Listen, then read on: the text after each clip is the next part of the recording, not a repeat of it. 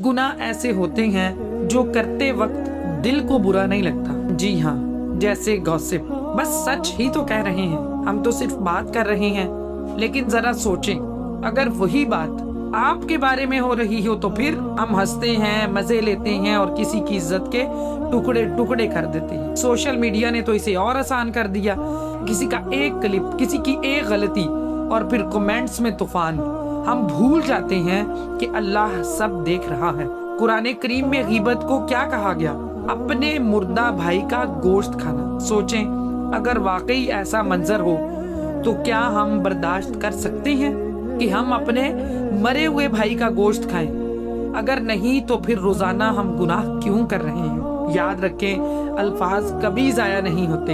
या तो वो आपके हक में जाएंगे और या फिर आपके खिलाफ। इसी तरह अल्लाह ताला ने सूरह यासीन में भी इरशाद फरमाया कि उस दिन हम उनके मुंहों पर मोहर लगा देंगे, उनके हाथ और पांव खुद गवाही देंगे। अगली बार जब भी किसी की बुराई करने लगे तो खुद से पूछें, क्या मैं ये बात अल्लाह के सामने भी कह सकती हूँ?